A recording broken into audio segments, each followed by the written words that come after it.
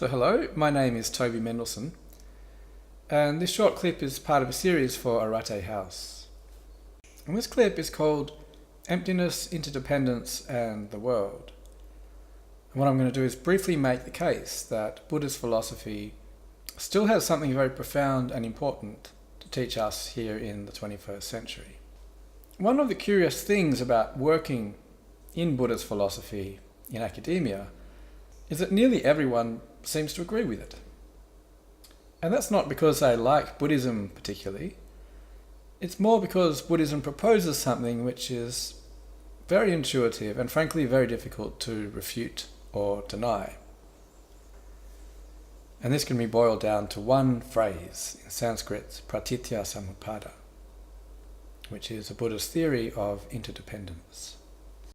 And this simply means that everything which exists must exist in lieu of its relations, its causes, its conditions, its connections with other things. So that is, nothing can stand alone or outside or above and beyond this matrix of interdependence. Now these days, everyone from biologists to physicists to economists to urban planners seems to lean on precisely such a view of reality.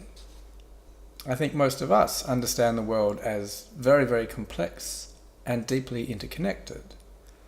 So I think we all understand quite nakedly that reality is multiple systems interacting. We're all part of a global ecology, a global economic system, a global political system, and we all know that changes in one part affect, sometimes very radically, changes in another. So I think to a large degree, we're all already signed up to this basic idea of interdependence. If we have a good theory about something, be it in medicine or political theory or biology, if it's nuanced and it approximates the truth of what it is advancing, then it will surely be expressive of a logic of interdependence. Now, as a Buddhist philosopher, this raises just one very serious question, which is this. Well, what does Buddhism offer amidst all of this, which is unique and relevant? I mean, why Buddhist philosophy at all? Why not just follow something much more up to date, like ecological science or systems theory or quantum physics? Why do we need the Buddhists to tell us that everything is interdependent? Isn't this simply self-evident, and now backed up with a great deal more hard empirical evidence? Well, actually for quite some time I didn't have a very good answer to this kind of question. I think, like many others, I was interested enough just to see a kind of continuity between an ancient Indian way of looking at things and a modern way. But I've since realized that there is something crucial about the Buddhist view which every other discipline or theory completely misses. And this is the experiential element of pratitya samutpada. The way in which interdependence departs from being on the level of theory or conceptual knowledge and enters the level of perception or embodiment. That is, the way we actually are in the world. Which is to say that in Buddhism, interdependence is not meant to be a theory. It's not necessarily meant to explain reality. It's meant to be a phenomenological experience.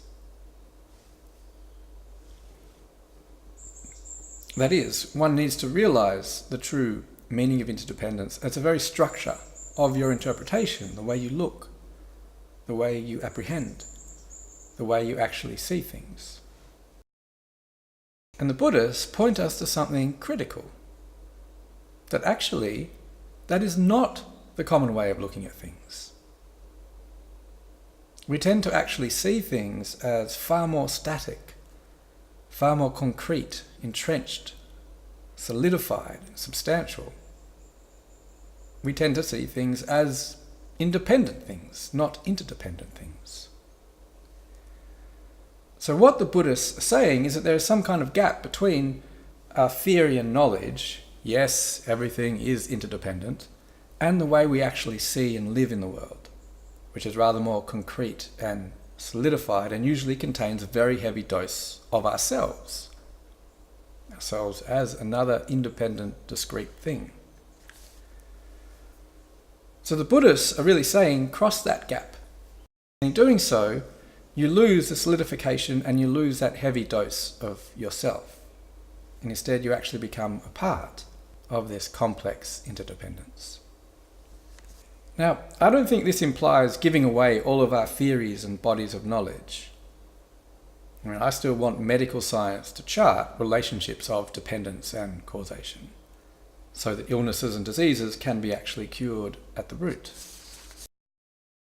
But it does imply personally knowing how to go beyond theory and conceptual knowledge, knowing precisely where the limitations are for those things. It implies that the reality of interdependence far exceeds, by orders of magnitude, what can be said or theorized about it.